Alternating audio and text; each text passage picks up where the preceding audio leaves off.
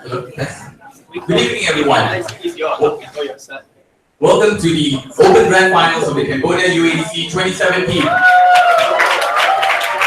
Please join me in congratulating both teams for making it this far. On the government bench, we have NUS 1. And on the opposition bench, we have Ateneo 2. Judging this Open Grand Finals, we have Mayu, Chanel, Soradit, Sa'ad, Wasifa, JD, Mifzal, Jaina, and myself, Izzat, as chair. Before we start the Open Grand Finals, I understand that it is a lively audience as well as a very supportive one. I'd like to remind everyone to please keep your phones on silent or turn it off. Please only leave the hall in between speeches, and please keep your cheers and jeers to an absolute minimum to ensure that we can hear the speakers. With that being said, I'd like to invite the Prime Minister to open the debate.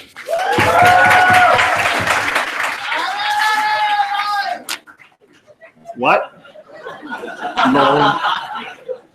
Testing, can you hear me? Hello, you. All right, all good? Okay.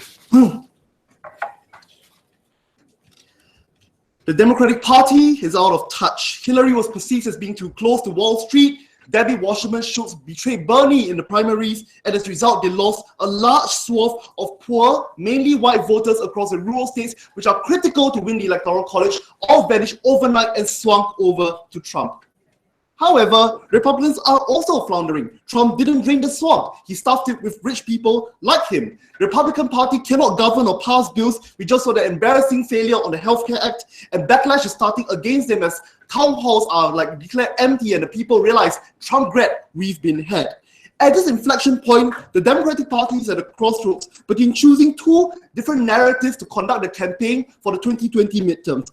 Either they can choose class-based or identity-based politics. I will now define them both so that everyone has a good debate. Right, class-based politics. Basically, the narrative is that the biggest problem is the economy and the upliftment of the poor. It is basically Bernie Sanders' message of the 99% need to triumph over the 1%. And the focus is on redistributive policies and uplifting the working people. This has been done in the past when Clinton dragged the victory over from Bush Sr. in 1991 by arguing it's the economy, stupid. Now, that's class-based politics. What are identity-based politics? Generally, they focus around structures that oppress people based on immutable characteristics such as race, gender, and sexuality. And the message is that the largest problem facing the USA are these structures that oppress these immutable characteristics. What we are saying on side government is that it's better for the Democratic Party, given the situation now, to choose class-based politics as the best way to win the House and the Senate before 2020 midterms and to build a long-term power base. This implies a few things. Wait, listen. Number one, this means that, of course, the party will pick candidates like Tulsi Gabbard, which are more in line with Bernie Sanders' philosophy, rather than defaulting to the old guard, and which means they will argue for economic growth and safety nets. Secondly, we also agree that structures that oppress race and gender are still very important, but we will posit that class-based politics are a good way to get into power first, and then to convince people who are not already convinced of identity politics to listen to your message, therefore class being the important gateway. Only two substantive arguments to keep it short and sweet. One, how do we get into power? And number two, how do we get people to care about identity? First thing, getting to power. Let us analyze the kinds of demographics that the Democrats lost. Sorry about that. They often lost people in rural areas outside the city, and there was a wide 25% swing according to the Pew Research Center from Democrat to Republican among white lower middle class voters, especially men, but also poor black and poor middle class women and Latinos as well. This means it isn't just a white swing, it's also a general poor swing across the belt. And these people aren't hardcore Republicans. A lot of them were in states that the Democratic Party previously won, indicating they can swing back. States like Ohio, Wisconsin, Tennessee, Florida were all bellwether states that, didn't weather the bell. So that's a problem, and we need to get them back after all. Let us now therefore compare and contrast which kind of political strategy works on this demographic which we need to win back. First, let's talk about numbers. Identity politics, we will posit, is numerically worse. Why? Because the demographic is very limited. The blacks, the Latinos, the lesbians who vote for you are concentrated either in the cities, which hardly win states, or they're spread out as minorities within the rural counties. Because of the way the Electoral College works in the USA, you need to win these rural counties. There's no point winning the cities. You'll just lose more of the states like North and South Dakota, like Ohio, and the ones that make lovely pizzas and like potatoes. Right. What about the class-based politics? Why is it numerically better? Because there's just more people than 99%. It's a lot harder for you to lose an election if you're catering to the vast majority of people in rural areas who are poor. These rural poor live in states that matter, and this means you need to win more states to get into power. That's therefore a good thing. Second area, identity-based politics is not inclusive, because voters cannot change their race or gender or sexuality. But the call for check your privilege has been weaponized and leaves a bad taste in the mouth of poor people who feel that they weren't at fault for like talking about race and gender. It's a very otherizing kind of message. But in contrast, classic politics are a lot more inclusive, because while I cannot epistemically access what it's like to be gay, I can epistemically access what it's like to be poor. Like being poor and not being able to support or fight for the American dream is a much more salient need of individuals who are voting. This means it represents very visibly something they can buy into and something they can sympathize with, rather than something that cuts them out. Thirdly, we will contend that identity politics plays into Republican rhetoric of liberals being out of touch, that they care only about identity and like bathrooms and who uses it, but not about basic needs like jobs and the economy. This means the Republicans are able to continue character assassinating the Democrats. But class-based politics, on the other hand, plays against Republicans, because now it's possible to write on recent Republican debacles, like the failure to pass healthcare or the failure to hold town halls. This means as they screw the poor over, we get on that side and we say we will fight for the poor. We will fight for single payer. We will fight for things that uplift individuals. This better positioning makes you much more likely to win counties that will swing in the midterm elections, and therefore getting you back control of the House or Senate. Let us now move on to the second area of debate, that of how do we convince people identity matters. And we recognize that identity issues like they'll bring up are important, like race, gender, and sexuality. We value discourse on them. But the thing is, how to get people to listen who are not already convinced? And we posit on government that without class as the gateway, no one gives a shit about identity. Why? Because identity politics is already somewhat like preaching to the choir. The minorities are already fairly convinced that they are in trouble, and the majority isn't, because they're told that to check the privilege and keep quiet. Right. But the people, yeah, sure. Okay, 65% or more of like incarcerated prisoners are like Black and Hispanic. As a Democrat, you're just gonna assume or like pretend it doesn't exist. Oh no, listen. I'm saying it does exist, but the thing is, you need to convince those white voters to vote me into power so I can pass laws against that. So let me finish my point.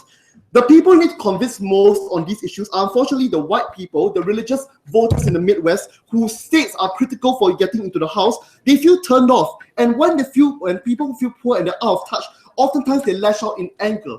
According to a recent Truthful Vox article survey on defiant psychology, when poor white people were told that prison is even more harmful to Black individuals, they actually supported tougher policing, because they're like, yes, this is what we need to keep the poor off the streets. What we therefore need is a different message to allow people to buy into our rhetoric. Class allows majority people to find commonality across identities, across poverty, across race, across gender and sexuality. Because now, if I know that the Black person next to me is poor, I can imagine them as people with dignity, because that's more important. It reduces the barriers for majority person buying into the subsequent rhetoric of identity. It is only when you tell people, I'm handling your basic needs, your stomach being about your job, only then will people be inclined to think about how race is oppressive, because you've set aside the most basic needs on the Maslow hierarchy. For all these reasons, we're very proud to propose.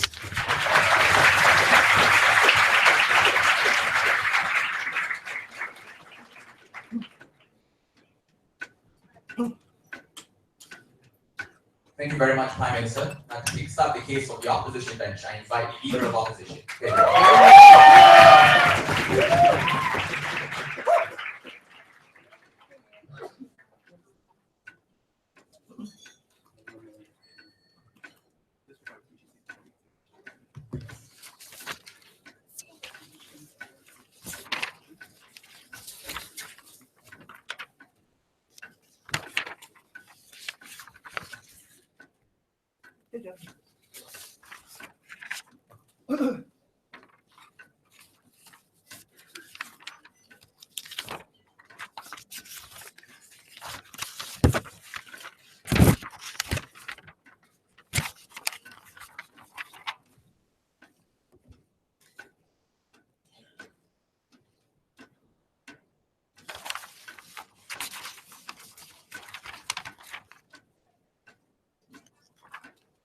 Ladies and gentlemen, the unique strength of the Democratic Party of America is that it upholds causes that may be niche, that may be certain to different groups, but causes that are ultimately very important.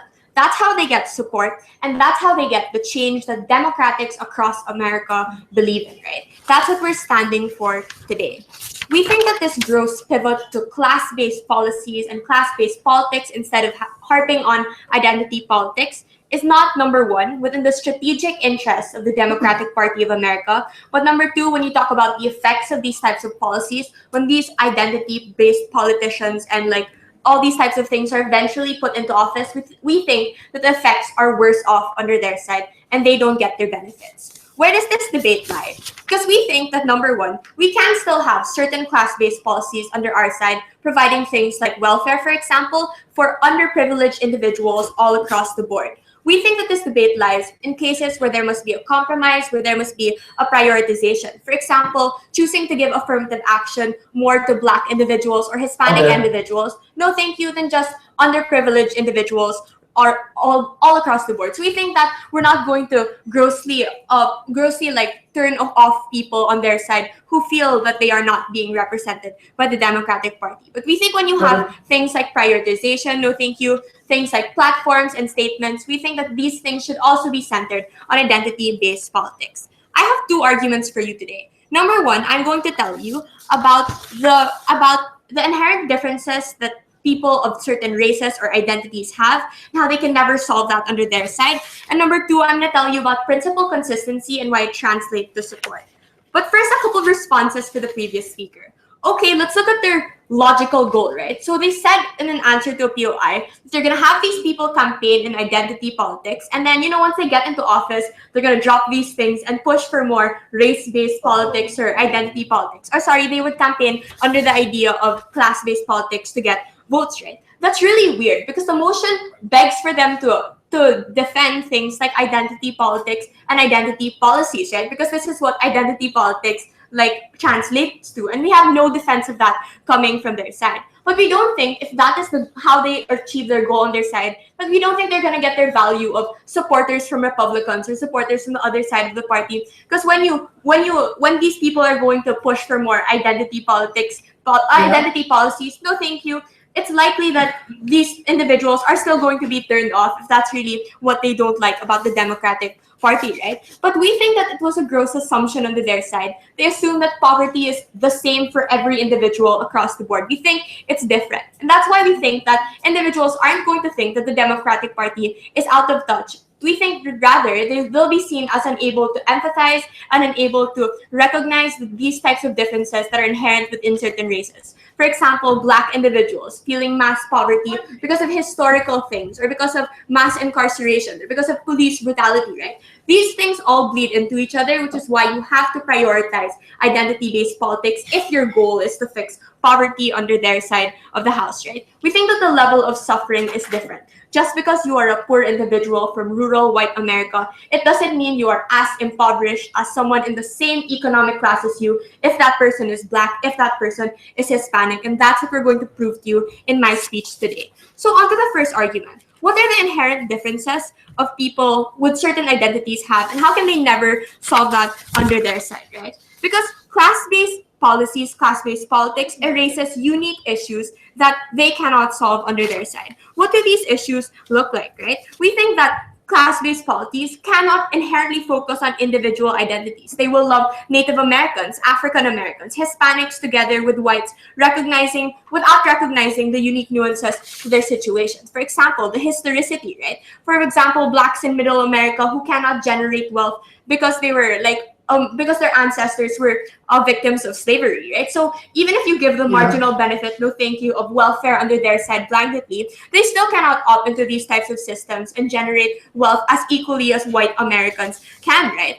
If you look at rural white America, their problems are things like lacking skills or living in the Rust Belt, right? And these types of issues can still be addressed But you still have to prioritize identity-based politics so you do not erase these things away, right? If you look at things like mass incarceration, for example, where 70% of individuals in jail are Black or Hispanic, or police brutality, we think that these types of things also bleed into the poverty of these communities, right? Which is why if your goal is to fix poverty across the board, make it something that people can like empathize with and to garner support, you do that under our side of the house, right? Why can they never do that? We think under their side, you gaslight and you smokescreen the problems of these individuals by selling that you are helping all underprivileged people. You are helping everyone in this economic class. You can never focus on the unique nuances that these individuals face and the prioritization that they need in order to change their situation, right? That's why we think that the marginal benefits you get under their side, like you give these individuals more money, for example, will not fix these certain conditions that they face. But onto the second argument about principal consistency translating to support. And this is also a rebuttal argument because that was the main thing that we got coming from first speaker, that we get more support, right? That's the only value that they gave you under their house, which is kind of thin, right? But before I go on to that, yeah. Many of the worst forms of discrimination against African Americans, for example, are a result of poverty, which is to say, a rich African American doesn't face the same discrimination as a poor African American. Why is that not a better way to get them to vote for you than simply talking about African Americans as a whole? No, we don't think that that's the case, right? Because the types of poverty and the types of differences that individuals within poor Black communities feel, for example, are different than the types of things that you're talking about under your side of the house. So we think that the prioritization is necessary. So on principal consistency and how that translates to support, this is my last argument, right? So you have to look at why people support the Democratic Party in the first place. And this is something that they ignored under their side of the house. If you look at an average voter, they don't think rationally and look into specific policies and their effects, right? They look at an ideology. And for consistently, historically, the Democratic Party has been running on the beacon of liberalism, the beacon of recognizing structural differences and tolerance towards all people, all of these types of values, right? So this is what the Democratic Party uses to galvanize support and to get like the votes and the changes they need. Why don't they get that under their side? This choice is seen as a pivot away from the fundamental things that the Democratic Party stands for, right? People, average voters, see this as a betrayal to the values that they hold dear, a betrayal to the values that they inherently support, right? What are the harms? They're not likely to vote, which is what they did when Bernie Sanders lost the election, right? Because they didn't feel like that they wanted to vote for Hillary. They're not likely to fund the changes and all the types of things they want under their side things.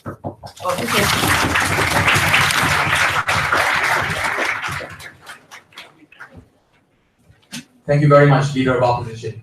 Now, to extend the case of the government bench, I invite the Deputy Prime Minister.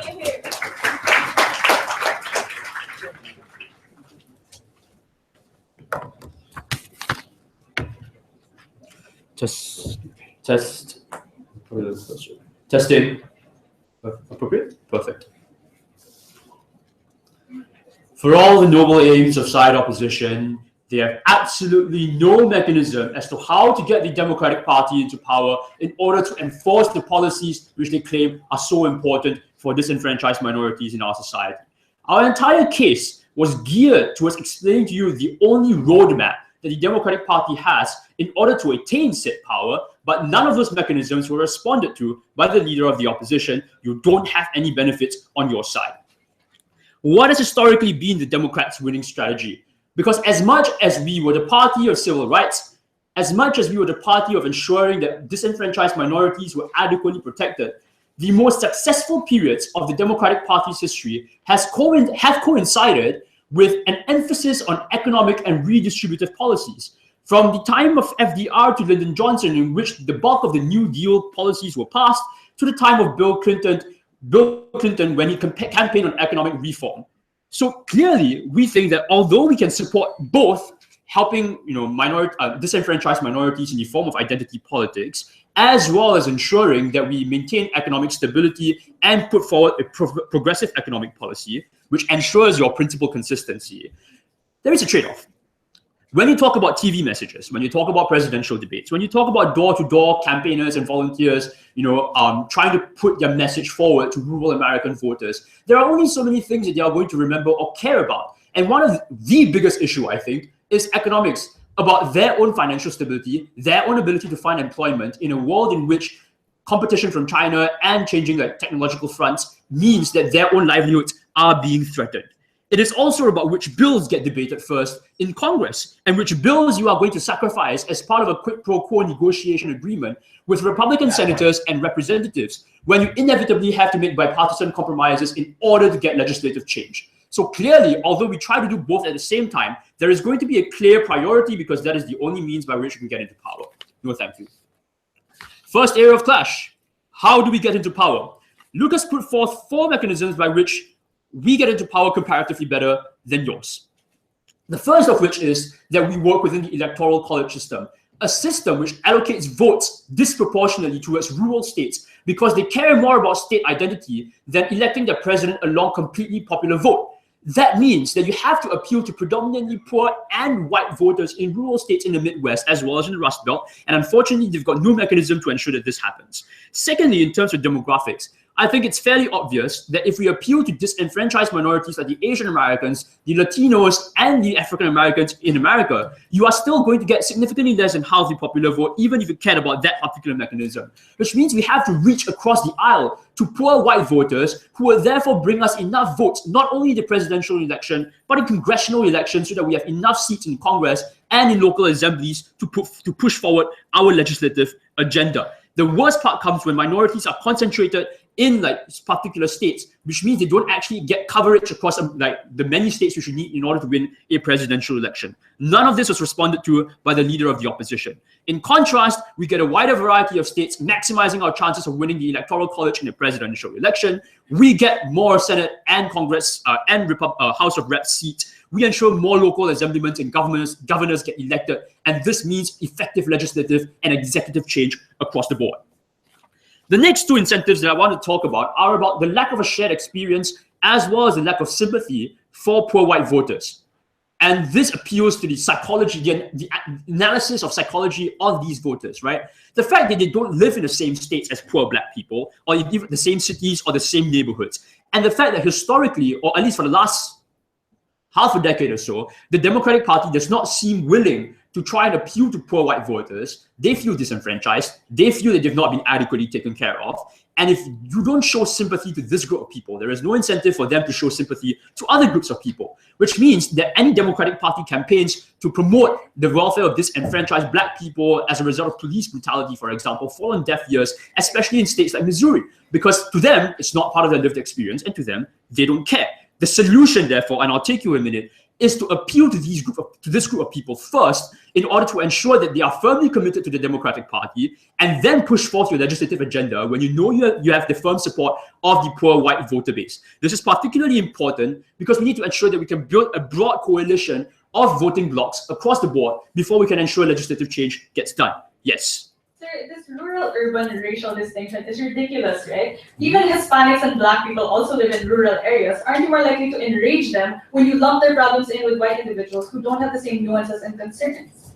So I do think we can put forth a message that is sensitive to black people without explicitly making the suffering of black people part of our legislative agenda or at the forefront of our legislative agenda. Barack Obama's political campaign in 2008 was based on unity of races and on political unity across the spectrum. I don't see why this is an issue. More importantly, black and Hispanic people are concentrated in states like New York and California, which means that you are going to lose the Midwest and the Rust Belt at the point in time in which we adopt your policy. Second area of clash. What is the real problem here? Because as much as disenfranchised minorities continue to suffer massively in the United States of America at present, we think that a far more pressing problem on a national level is the idea that we've come out of the worst recession that we've seen in the last 70 years, that unemployment rates are still absurdly high, that incomes have stagnated in the last 20 to 30 years. And even if you don't buy the objective fact that in terms of sheer survival, this is probably the most important issue facing the United States at this particular point in time, and the fact that as much as governments can try to help disenfranchised minorities, people would rather rely on themselves because they think it's a far more reliable mechanism of ensuring financial stability, which means employment must be a top priority, even if you're not all of these things. The reality is people on the ground believe that economics is the most important thing at hand, regardless of whether you're poor and white, or whether you're poor or black, or whether you're middle class and of whatever race, ethnicity, or gender. As a result, the political calculus is simple. we have to appeal to the majority of people who believe that economics is an issue, not only in terms of the average voter, but also in terms of the average Democratic Party member, who almost half of whom voted for Bernie Sanders. Probably more would do so if Hillary Clinton did not have the superdelegates she needed in order to pass the Democratic primary in the first place. The overall comparison is simple. Even in the best case scenario, wherein Trump is defeated in the next election, we think that at most the Democratic Party will be able to survive for one term before better Republican Party candidates oust Democratic Party candidates from office. This is because we know that the typical Republican small government narrative no longer works. Trumpism, an ideology that relies on protectionism in order to forward a mostly economic agenda, has established its primacy. And it is for that reason that we need to respond to it accordingly if we want the progressive future that we deserve.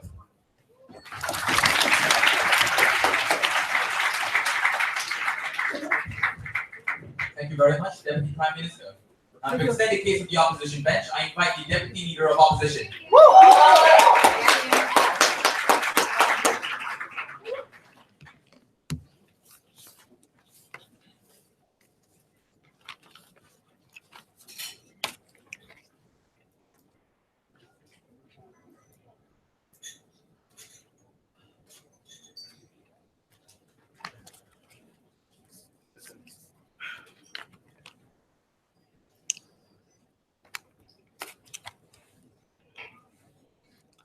Okay, I think the only thing they really have in this debate is this hope that after they win some votes, these people who they vote in are actually going to do every nice policy which will affect every minority in a good way and therefore help everybody. This is the first thing I want to disprove. I have three reasons why this doesn't work. First, if you think about it, there must be a reason why everyone right now isn't, let's say, voting for that one supposedly good guy who's going to adopt a redistributive policy which will be good for everyone. Because their assumption is every minority will just benefit from that one candidate and every white rural person will also benefit from that one candidate. This is obviously a lie. And even their analysis actually shows this. Obviously, a person who would benefit from a let's say, Republican policy which creates more jobs for the rural people who have lost their machinery and whatnot, or their jobs from automation rather, these people will not support the kinds of causes which obviously will support the other minorities which we think are more important at the end of the day. Things like more welfare, things, for example, that target more people in the urban areas who we think are more important. So what's the point of this rebuttal? Why is this so important? They cannot claim in this debate that they are going to have the same kinds of cause, that's going to succeed. You're going to help every single minority, the same you're going to help every single white person. And that's why we think it's a lie for them to suggest that they're going to help everyone on their side.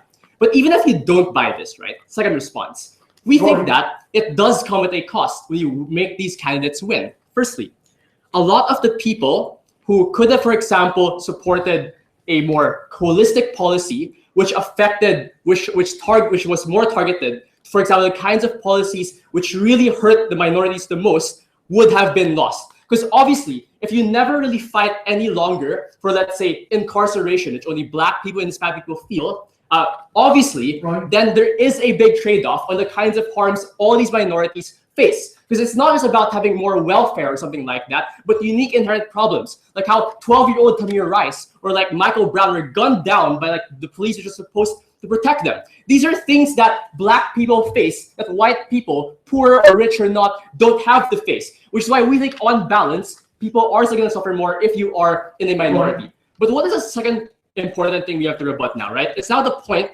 on whether or not this leads to tangible outcomes like greater support. And we don't think this actually works, right? Because if you think about it, obviously, when you make this more normalized, when you make this feel that there's a right kind of culture and no one is fighting for it, it makes it easier to justify and legitimize the kinds of rhetoric that say, no, everyone, that say, no, actually people do suffer differently if you belong to a different minority and whatnot. So I think there is a negative effect on the kinds of norms you set within that country.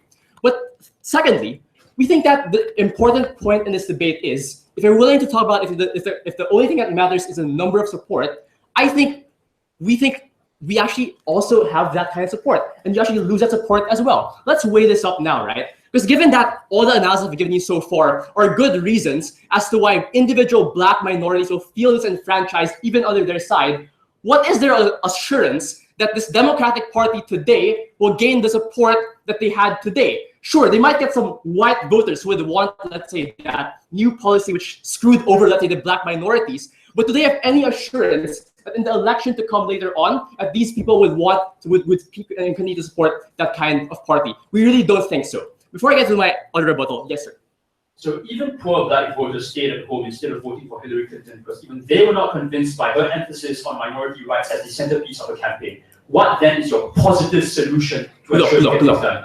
Hillary Clinton still won a majority of people. And the reason why she won that, even though she didn't win the Electoral College, is because she was focused on those identities. And why is this a very important point?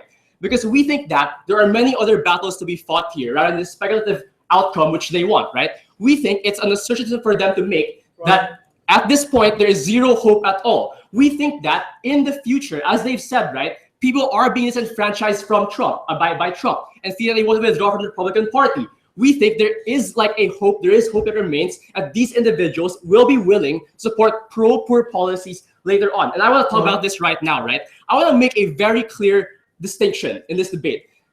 It is not true that only government side can support the pro-poor policies which can get some people in the middle ground or white people on board.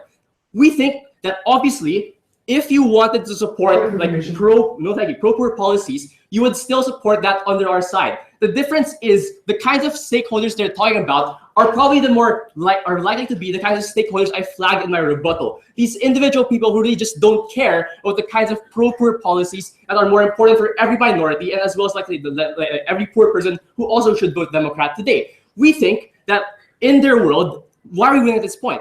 Because then the Black people and all the identities who actually supported the kinds of nuanced policies will be losing that support, right? But obviously, later on, under their side, they will no longer be voting there. It's only under our side where these individuals will still continue to vote for them.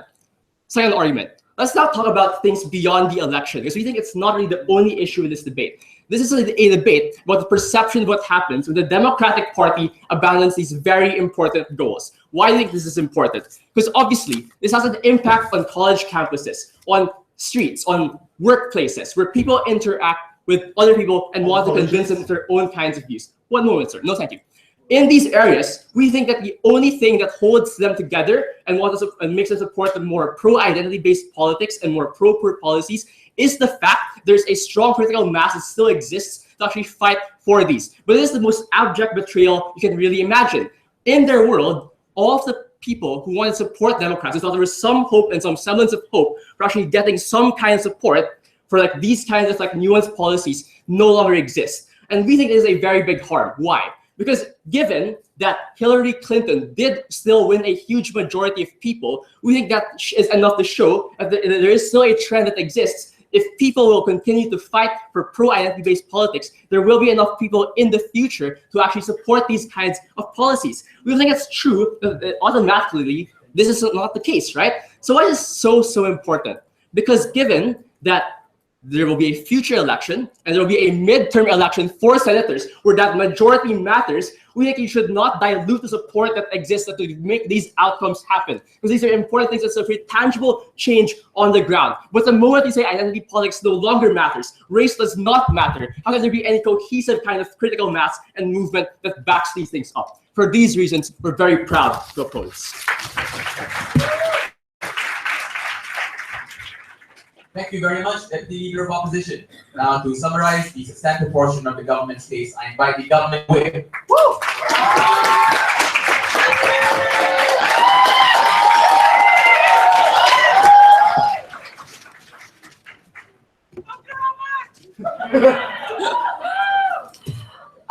So before I begin, because I might never have a chance to do this again, I just want to really thank the Singaporean and Malaysian contingents for being so supportive through this entire tournament.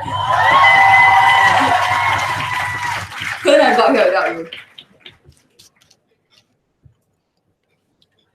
Right. To win this debate, they had to prove to us one thing which they haven't. how exactly are you going to win the elections in order to get these policies into power in the first place? Their answer was this: we're going to wait it out. We are going to make sure that Black people and Hispanics and all minorities reproduce enough such that demographically we are going to be able to win the United States. Here are a couple of reasons why that won't work.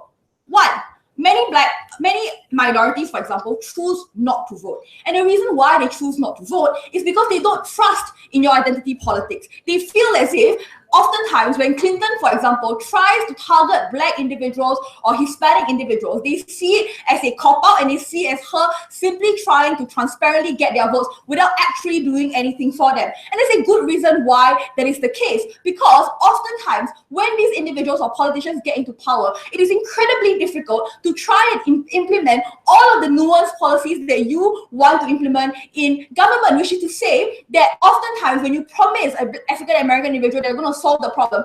Barack Obama tried for 8 years to solve the problem of police brutality, but was unable to do it simply because these individuals were unable to continue to be enfranchised, and because he simply didn't have the means or power in government in both the House and the Senate to be able to pass these policies. Which is to say, at the end of the day, it is still important that you have overwhelming amounts of votes to be able to even solve the problems you're talking about in the first place. The second reason why this doesn't work is because to a large extent, you still have to play within the electoral college system. This is what Lucas Nadil told you about, that to the extent to which you say that Hillary Clinton still was able to win a majority of votes, recognize that Hillary Clinton was running against an individual who seemed set on alienating as many people as possible. This won't be true in the future. To the extent to which we think they should continue to play identity politics with the Republican Party, demographically speaking, you will continue to lose. Third reason why we think this doesn't happen is because why we think it's much more likely for them to win the election on outside of the House is because we play within the system that exists right now. Firstly, a lot of people care more about economics than they do about identity politics. That was the main thrust of our case.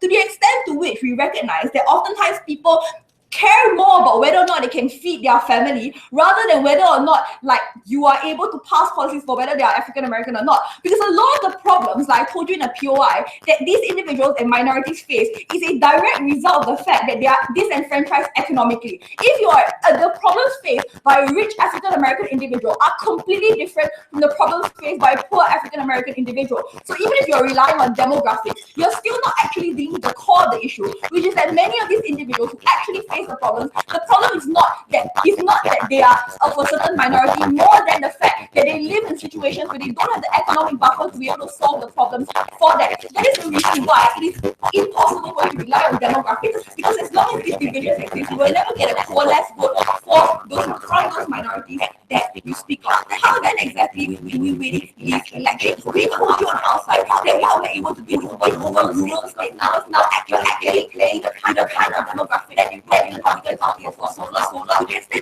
recognize that it was necessarily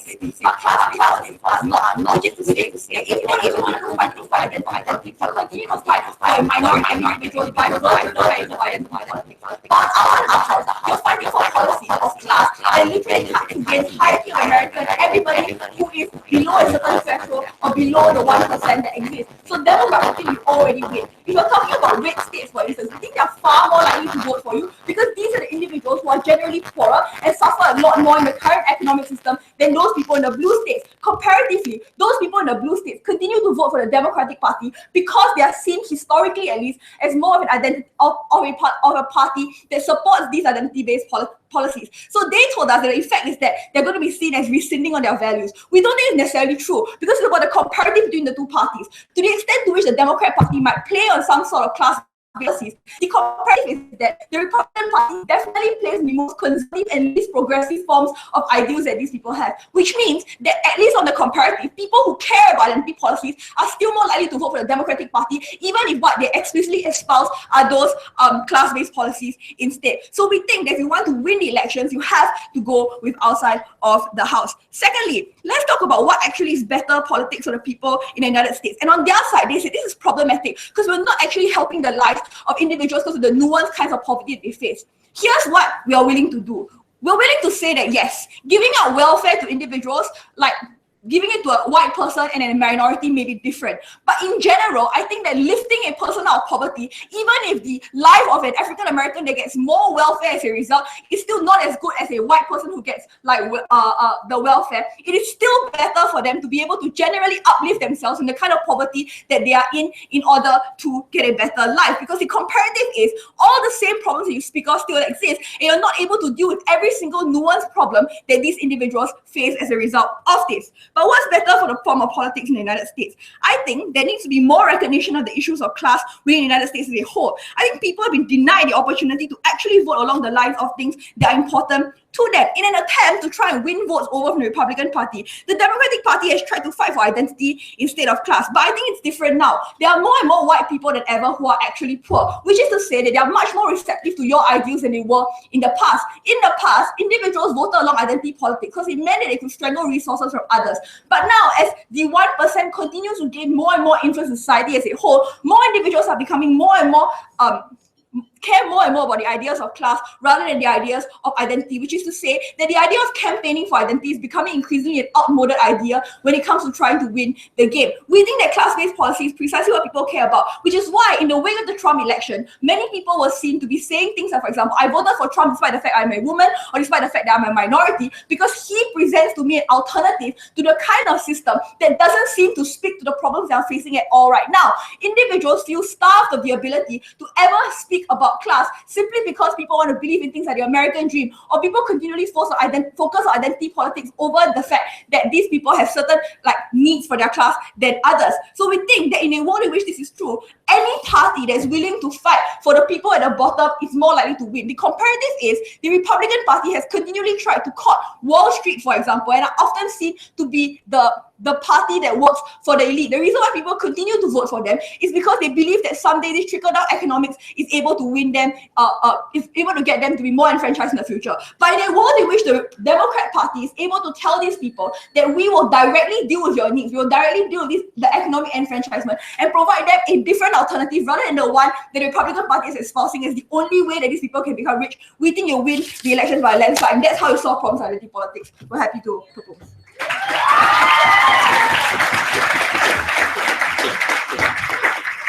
Thank you very much, Governor Whip. Now, to conclude the substantive portion of the debate, I invite the opposition whip.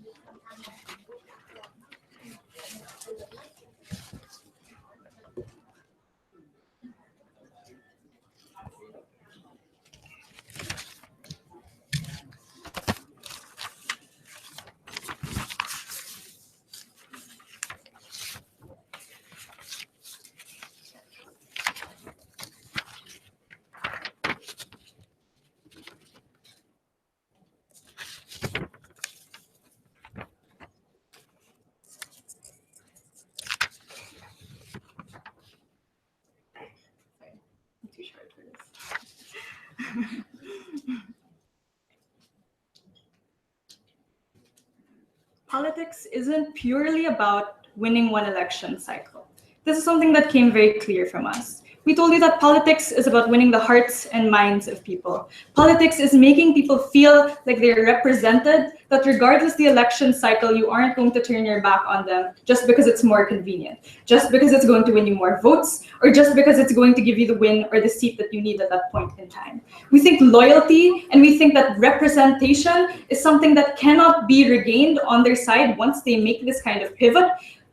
Issues of identity are something that you cannot put on the back burner because they are likely to never be touched again. This was something very clear that coming from Ina and Roy. My speech is going to go like this. Firstly, I'm going to talk about the goals of each side and then the different contexts that we came into this debate in 3 levels. Firstly, how do we view the Democratic Party? Secondly, what do class-based politics look like? And thirdly, what do identity-based politics look like? And how would these kinds of avenues lead us to the outcomes we want to attain? So let's go to a few rebuttals first to the previous speaker, because she told us that we still haven't told them apparently how we're going to win the election. But Roy was already very clear when he told you the way we're going to win the election is by maintaining our current voter base. Why is this likely to happen on our side? We told you that it's, for example, Hispanics, or it's, for example, Blacks who have the greatest stake when we talk about politics, when we talk about having a say, because it's these people who have been systematically oppressed of that say. That means that when you give it to them, when you represent them, they're more likely to, for example, go out in droves to vote. They're, for example, more likely to come out to your protests. They're more likely to fund your campaigns. On the converse,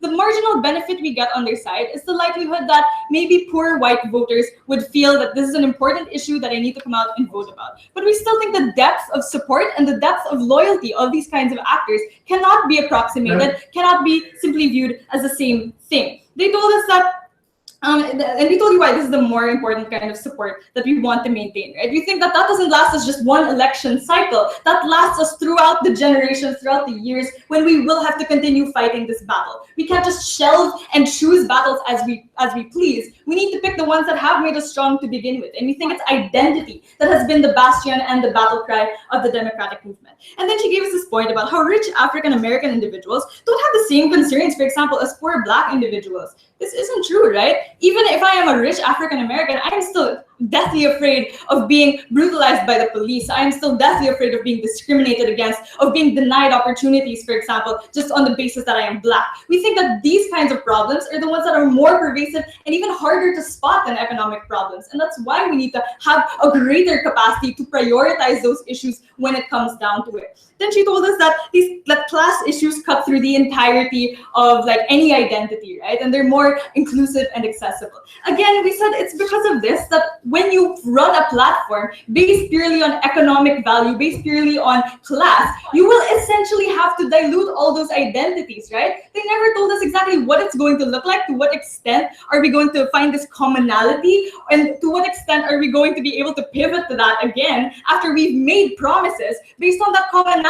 What kind of advantage do we have anymore when we've made promises and now we're suddenly going to pivot and say, hey, it's back to identity politics? We think that's unstrategic in the long run. But let's go to the issues, right? The first one is about what kinds of goals does each side have. For them, it was just merely winning the next election, and all of their pragmatic benefits were just from the marginal benefit of possibly winning white voters. We're going to tell you why you likely alienate the existing voters, like for example Hispanics or Blacks or even the LGBT community, because you will essentially have to lump in all of their concerns into the same socioeconomic brackets. We think this means that you're not going to understand nuances. For example, that my poverty as an African American individual is different from the poverty of someone who is white because they lack the skills to do something, as compared to someone who never had the capacity to create wealth because his family his ancestors were slaves. They didn't have land that they could own. They didn't have property that they could be able to use to create wealth, for example. We think that those kinds of sufferings and those kinds of nuances will always be ignored in their world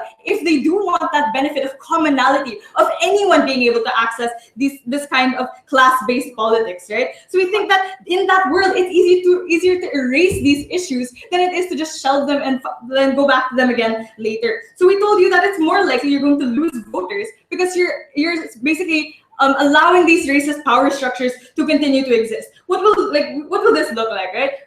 What will this look like? We told you that it's going to look like a lot of people pulling out their votes, even in swing states. And we told you that this urban-rural distinction was kind of odd because we see there's a lot of migration that happens. There's a lot of individuals that also live in rural states that are part of minorities that can also swing the vote, because we think that even if they win the marginal benefit of those white voters, it still comes at the cost of alienating all their voter bases in the past. And it comes at the cost of alienating people who have systematically supported you. So we think that that benefit isn't likely to accrue and it's simply not going to happen. But then they told us that then they told us that like it plays against the Republicans who are screwing the poor over. Then all the more, like on the greater scale at which they screw people over, which is on the basis of their identity, we think it's a better arena to play in, right? When their number one battle cry is we want to stop immigration because we think Muslims coming into our country is a bad thing. When their number one battle cry is that anyone of a different ethnicity or race or religion is dangerous to us, the in-group. We think that that's a greater arena that we need to address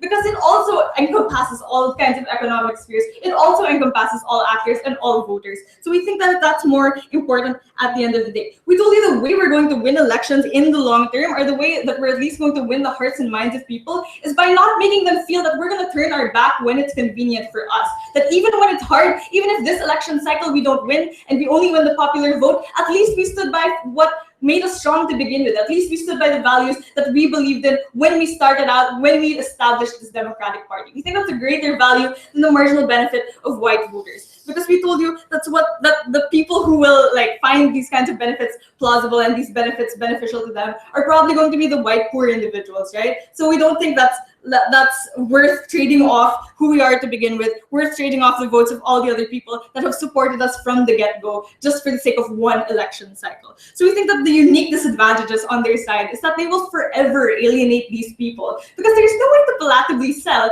that, look, your identity is not important right now, I think the economy is, or me having more money in my pocket is, even if that means a white person's gonna have more welfare than you, or even if that means that somebody who isn't of your ethnic minority is gonna have more money than you. We think that's a terrible kind of campaign to run on. We think that's a terrible way for democratic parties to think. And we think that at the end of the day, we need to be able to prioritize the way we address our voter base to begin with, the way we're able to win their hearts and minds. And on behalf of Ateneo and on behalf of the Philippines, we're very, very proud to oppose.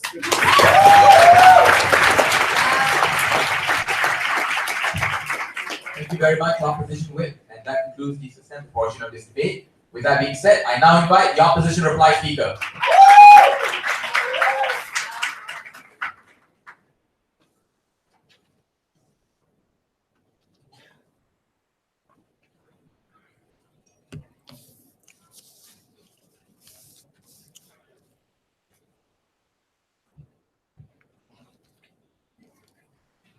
The idea that they will get more support rests on three false assumptions, which we think we disprove. And we preferred a world where we kept the existing support, and I'll show you why now. First, because if you look at the main premise of their case, which they didn't really rebuild, was this point on commonality, that every individual, minority, white, would basically still agree with this whoever this politician was, and just think that all their interests would be reflected in the long run. But this is a very weird point, because if you look at the many examples we threw, they never pointed out why those people, let's say the rural white guy, is gonna care as much as, let's say, that other black person for those specific things that hurt black people, like incarceration, like police brutality, and whatnot. So we think that's just a lie for them to suggest that everyone will find this weird commonality there. But secondly, we know for a fact already that the trend exists, wherein even as they concede, right, we've had people in Parliament, in Congress and Senate from both parties. They've had the chance to influence each other and tell them what's right. Yet there hasn't been a trend where they just magically shifted, as let's say Republicans, to let's say support, let's say democratic kinds of policies, which basically benefited every person, whether black or not. So we think it's also an assertion to simply say, sometime in the long run, they're gonna magically change their mind and just shift their policies when they're there later on. That was quite weird. But thirdly, we think, however, that what was exclusive, what was inherent under our side only, was the fact that the support you get from like the blacks and Hispanics for the Democratic Party would stay. And why do you think this stood in this debate, and why was this so important? First, it's important because the support you get now is arguably the more important support. It's longer lasting, and it's the one that matters because it supports the policies that do matter. It will support everybody there. And we think that the simple context and frame that they gave, that you have to just win the next election, isn't enough to win this debate. Because obviously, it's not true that it's the only way to get any kind of change in the future. We pointed out how a majority still voted for Hillary Clinton. It's important you don't lose that support for, let's say, future kinds of voting or future kinds of, like, for example, support for, let's say, in the form of protests, in the form of clamoring for kinds of things. Why do we think this important support was also materialized in more important outcomes? Because they did respond, right, to the more important part in this debate. Because given that either side will lose support or gain support somewhere, at least you should fight for a better kind of norm for America, for a better kind of culture. And we think that the outcome which we provided was the fact that these people today would not give up on important nuances to identity politics when they talk about these things in university or wherever they are. And the link that they had to disprove here was how just bad of a, the betrayal this would look like for everyone. How the only party that was supposedly powerful enough to counteract the pernicious kinds of ideologies no longer stood for identity politics, no longer recognized that different races suffered more than others, and the different kinds of policies targeted towards them. That's a very big betrayal, which we think is very bad. And I think it's the worst harm in this debate, because on balance, the only chance for any kind of society to at least recognize nice, wonderful kinds of norms is a good thing. So on balance, right, given that maybe the outcome point and the election is kind of shifty or like a wash, I would posit that the thing you have to weigh in this debate is the fact of what we should do as a party. How the hell should we interact, or how should we tell people what to do? We think it's more preferable just be consistent with what we've been doing for so long, because that's what makes people able to actually support you and makes you able to actually believe in good things. Because at least people still interact better with people on the ground and don't feel the loss of hope just so bad. Ladies and gentlemen, why do we think on balance that they also can't rely on their idea that in the long run, well, people will eventually just come around because they'll see that they finally found this commonality? It's simple, because obviously these people don't feel the same kinds of struggles and oppression, so they will not relate to them. It's the same reason why they weren't voting for, let's say, the kinds of policies that help those other minorities. We're very proud to oppose. Thank you very much, Opposition Reply Speaker. Now to conclude the open grand finals of the Cambodia UADC 2017, I invite the Government Reply Speaker.